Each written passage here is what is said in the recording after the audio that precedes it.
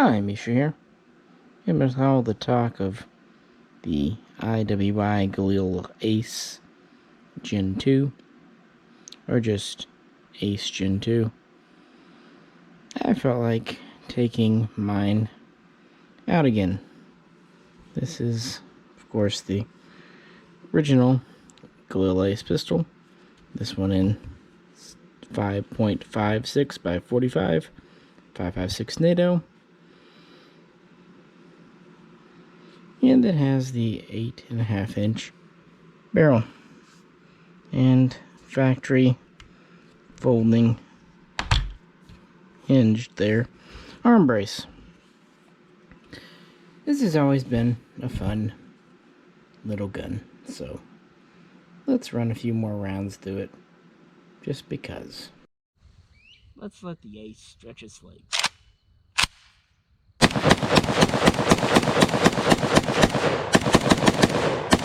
And she held open. If I can do it right. There we go. Many moons ago, Jay and I did a pretty in-depth video where we shot the Ace 5.56 pistol, like I said, with the 8.5 inch barrel, the Ace 5.56 rifle with the 16 inch barrel, the 7.62 pistol with a 8.5 inch barrel, the 7.62 rifle by 39 with a 16 inch barrel, and the 7.62 NATO 308 rifle with a 16 inch barrel. The one we didn't mess with was the pistol version in 7.62 NATO 308, just because. And after that experience, I just kind of decided this was my favorite. A few reasons for it. This is the closest to a military variant. IWI has offered a pretty wide range. There's the Ace 21 with the 8.5 inch barrel, the Ace 22 with a 13.2 inch barrel, and the Ace 23 with an 18 inch barrel. Those are all in 5.56. And they all feed from the original 35 round or 50 round steel IMI Galil mags.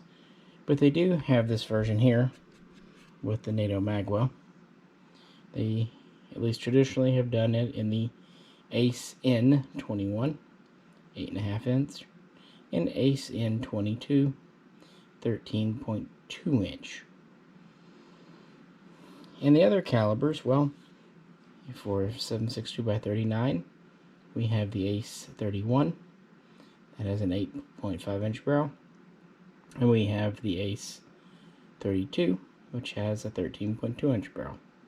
Excuse me, I messed that up. Has a 16.1 inch barrel. I do apologize. As far as 7.62 NATO, there is the Ace 52. And there was the Ace 52L at one time. The Ace 52 had a 16 inch barrel, and the L had an 18. But the L seems to have been discontinued. But if you need a longer barrel in 308, there was always the Ace 53, which had a 20 inch barrel.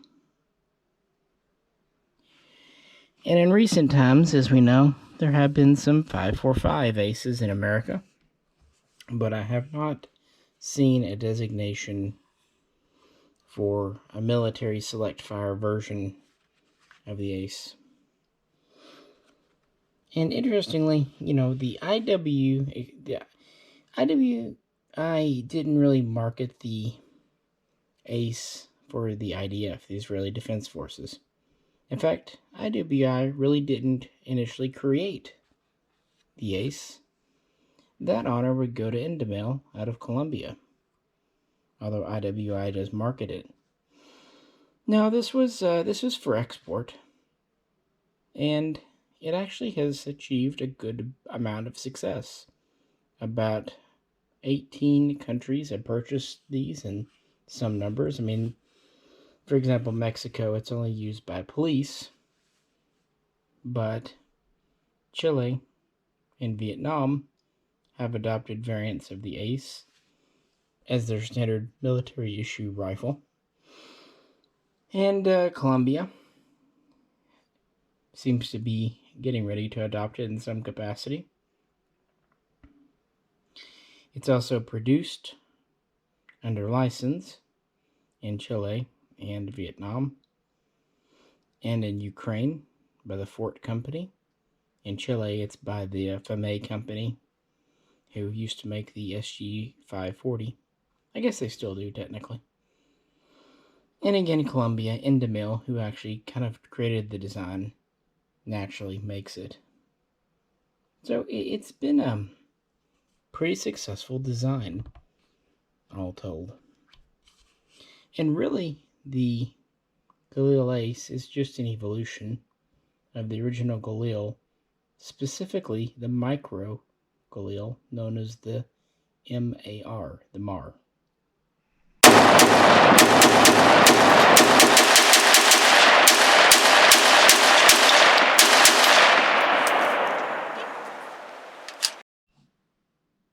The MAR was a submachine gun or subcompact version, and it typically had a barrel between 8.3 and 8.5 inches, although there were shorter ones with a 7.8 inch barrel and longer ones with an 11 inch barrel. And these were primarily in 5.56, and originally it really was just a compacted Galil AR. But if you look at a later production towards the end of micro, it looks very similar to this. In fact, the left side charging handle with this automated dust cover, that's from the late micros. The front sight base and that whole arrangement is very much from the micro. And in fact, a micro handguard will fit on in place of these round handguards that have the, if I can get this one out, the other side's easier.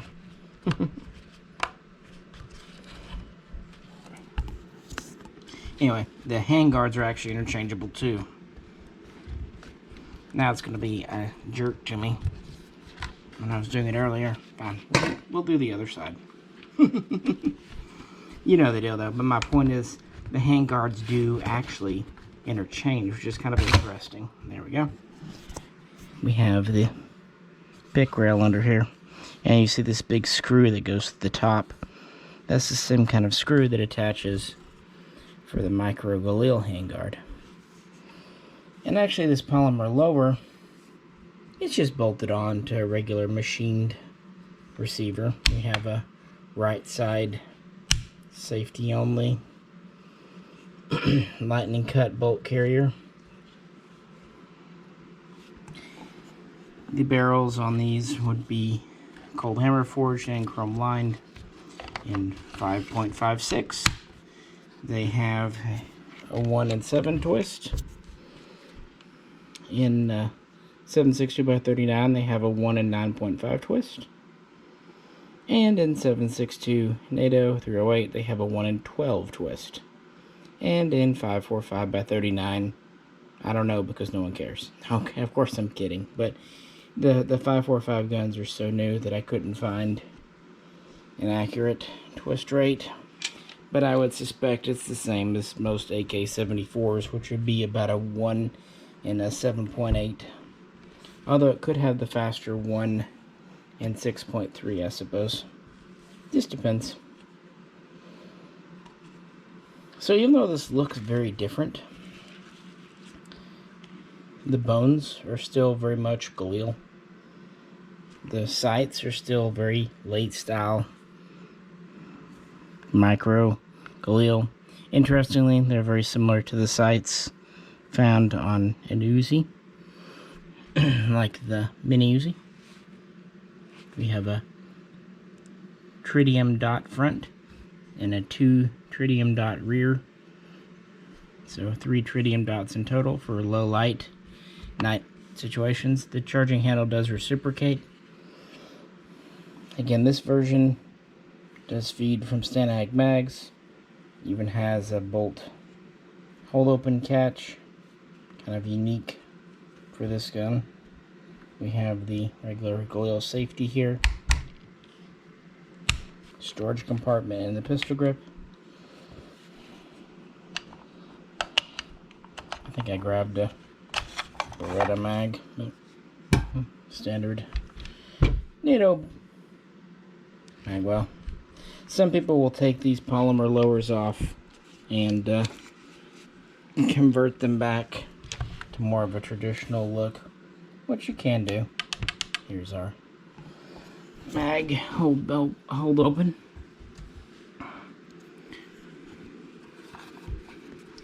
But the story behind the Galil Ace, yeah, Indamil in Colombia. They began dealing with the Galil in the 1980s, and initially they basically obtained guns from Israel, and they would service them as needs be and everything like that. Safety.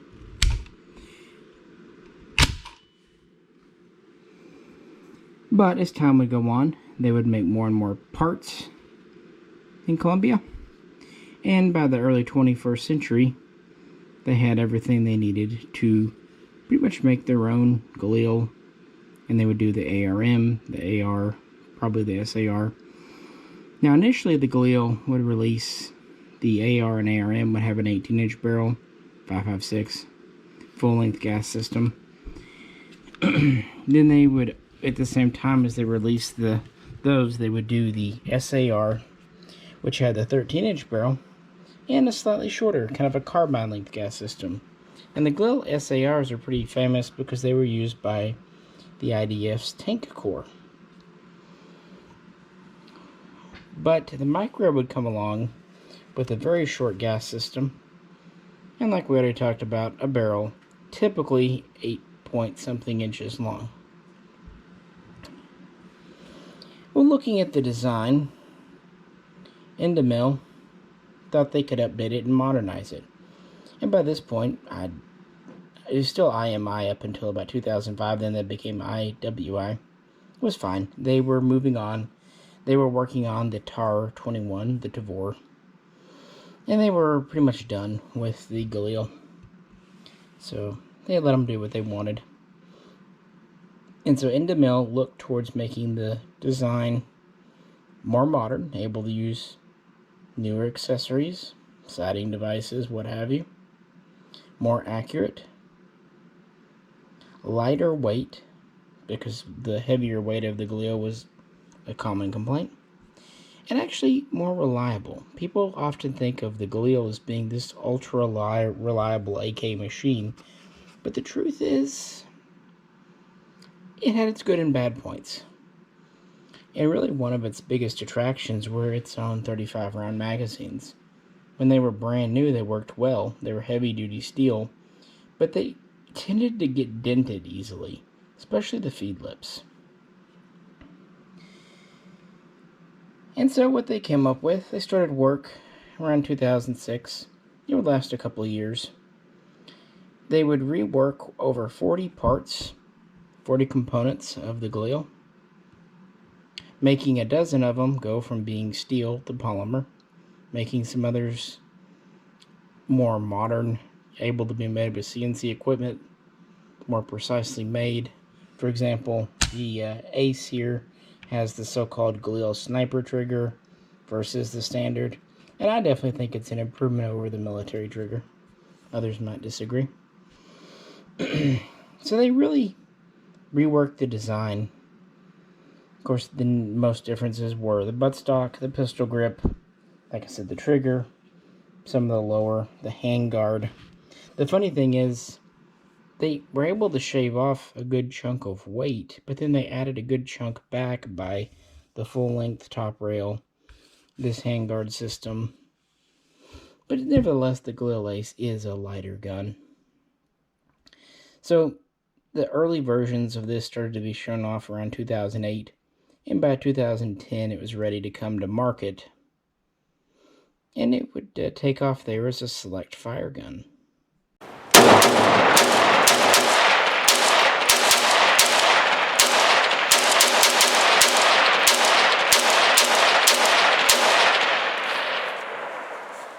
Held open.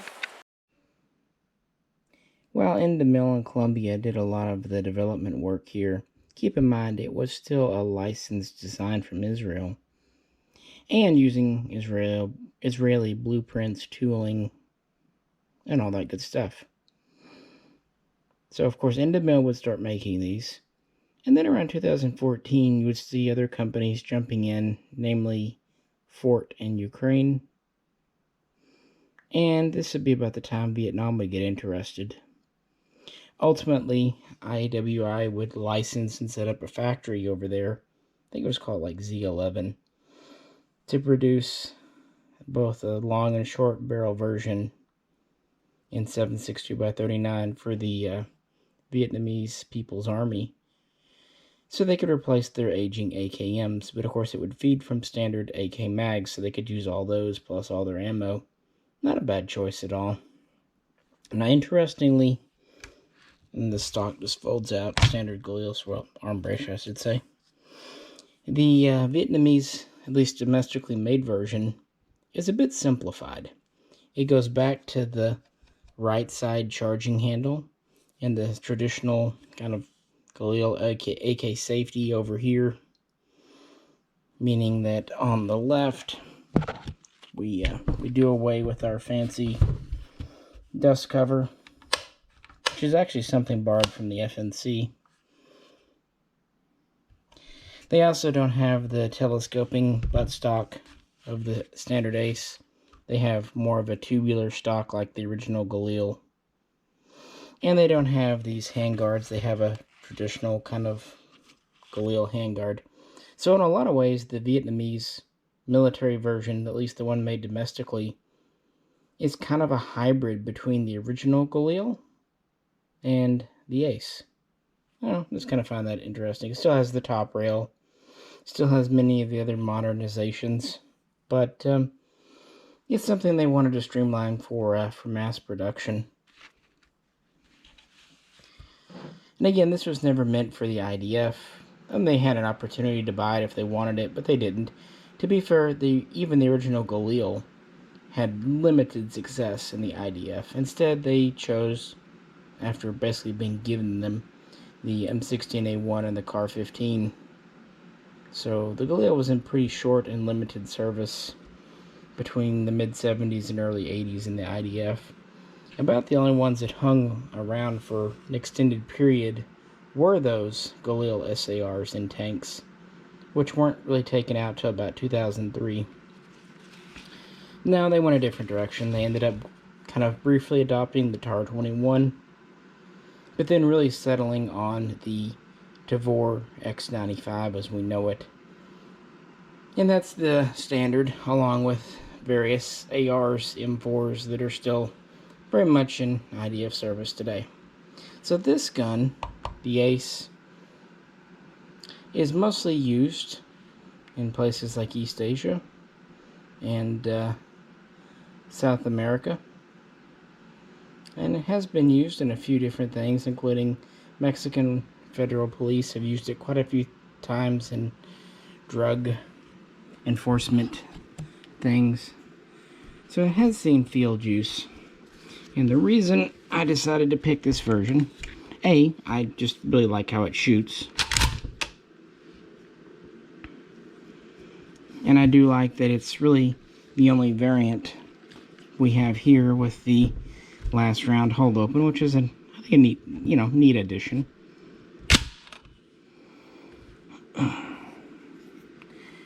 But the other versions really aren't exactly like their military counterparts, their select fire counterparts.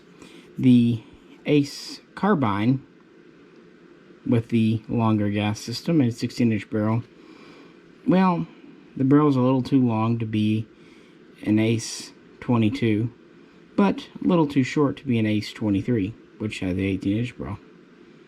As far as the 308 guns, I actually really like the Ace in 308, and the version we have is actually quite similar to the Ace 52, although I wish we did get a semi-automatic version of the Ace 53 with the 20-inch barrel instead of the 16.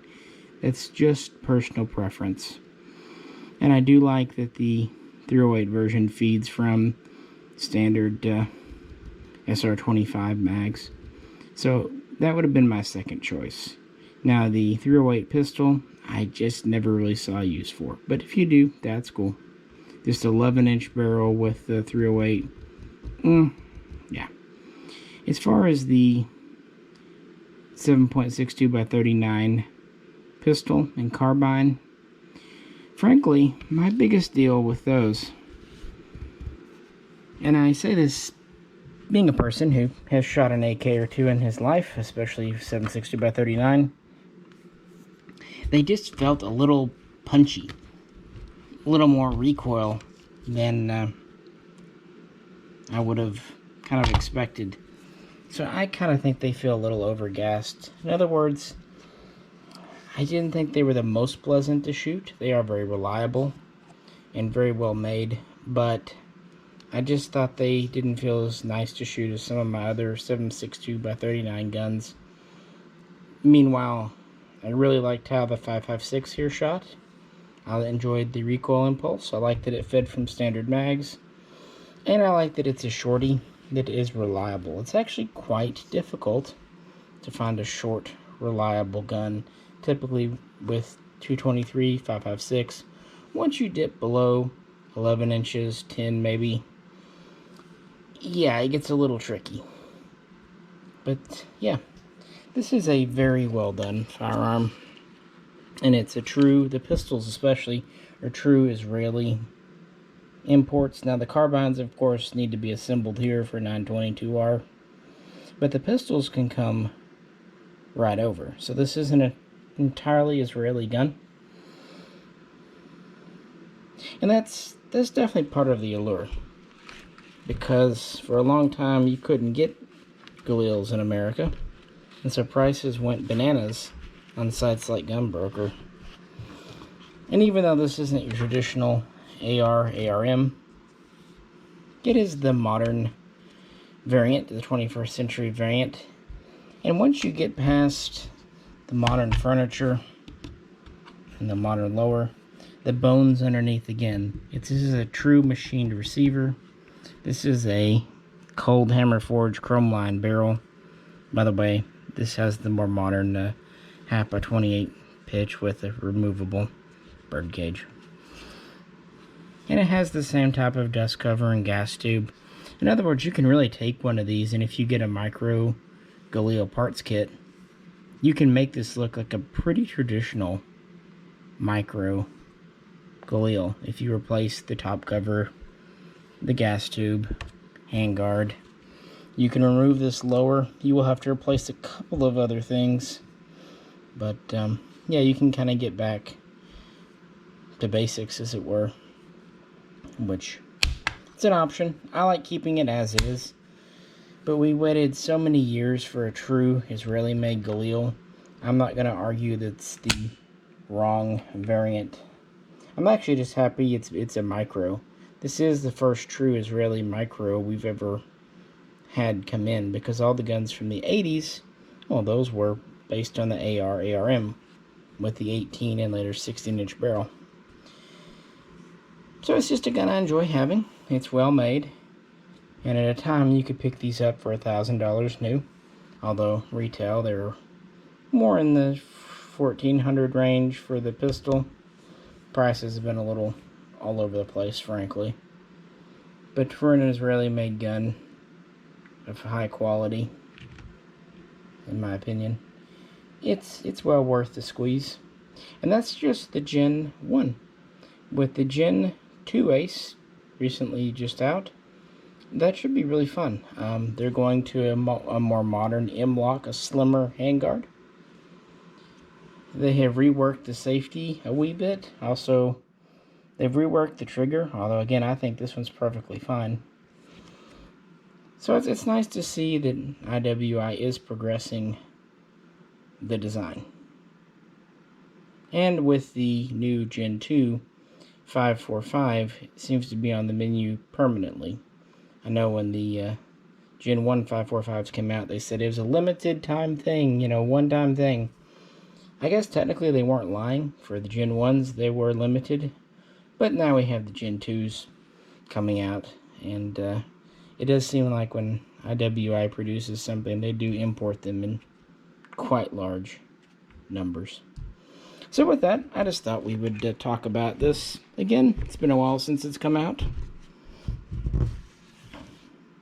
By the way, people ask about my slings. This is a later style micro Galil / mini Uzi sling with the clips. I like these. I have them on lots of my guns. There's a few different variants. This is the slightly thicker one. There's a kind of a thinner one. I use this one because it's a heavier gun. And of course, the first batch, when these first appeared in November of 2015, the very first 760x39 pistols, oopsie daisy, they came in with the third pin. Right here. And of course those had to be recalled. The ATF never really got involved directly. It was a voluntary recall that IWI did. And they offered people either their money back, and it was whatever they paid. They asked for their receipt and they would refund them the money. Or if they wanted to wait, they could send their gun back in and they would replace it free of charge with one that didn't have the no-no pin. And most of my friends I know that sent them in, they got a little something extra back, an extra mag or two, or some t-shirts, or other swag from the store. And it seems like IWI, they made a mistake, but they very responsibly owned up and did their best to fix it. It's a little bit of a rocky start when these very first started to come over at the end of 2015. But after that, the other versions released just fine, and yeah, I think it's a really good gun, and I'm excited to see how the Generation 2 does on the market. So let me know what you think. What's your favorite ace? Which of the 4 calibers do you like? And do you like the short barrel, 8-inch something? Or do you like the 16-inch? And by the way, with the Generation 2, they say they're going to introduce a 13-inch variant into the line. Kind of like the, the SAR or the 22-32 kind of look there. So that'll be neat. I like the 13-inch barrel. As you know, I've got an SAR in the standard Galil, and it's a really good balancing point in my opinion. So yeah, let me know what you think. Rifle, pistol, all that. I really do like these folding braces on there. They lock up solid. They're pretty easy to deploy. And if you ever want to SBR them, they do sell a kit. You have to drive out a couple of pins, and you can put a stock on. Again, if you obtain the proper tax stamp from the federal government. Please obey all local and state laws and all that good stuff. So I appreciate you hanging out with me and talking about the ace. Feel free to comment below. If you have any questions, feel free to leave them. As always, if you could, like, share, and subscribe. And if you'd like to help support the channel, please check out the link to the Patreon page. This is Misha, and I'll catch you very soon next time.